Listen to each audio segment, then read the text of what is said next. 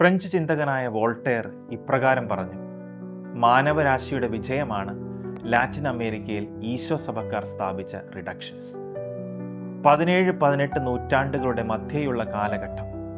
സ്ഥലം ദക്ഷിണ അമേരിക്കയിലെ പരാഗ്വേ അതിർത്തിയിലുള്ള വനപ്രദേശം. സ്പെയിനിൻ്റെയും പോർച്ചുഗലിൻ്റെയും ക്രൂരതയ്ക്ക് മുൻപിൽ ഭയചകിതരായി മണ്ണിൻ്റെ മക്കളായ ഗുരാനികൾ ജീവിച്ചിരുന്നു.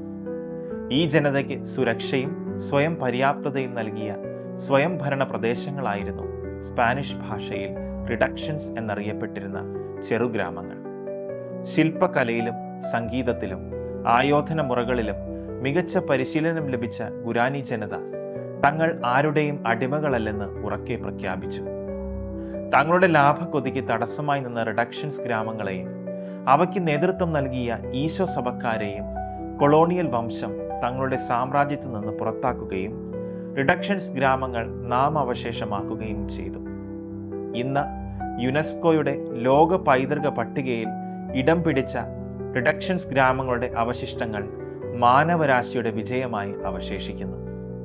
വേദനിക്കുന്നവരെയും ചൂഷണം ചെയ്യപ്പെടുന്നവരെയും ചേർത്ത് നിർത്തി അവർക്ക് താങ്ങാകുവാൻ, തണലാകുവാൻ നമുക്ക് കഴിയട്ടെ. ദൈവം നമ്മെ സഹായിക്കട്ടെ.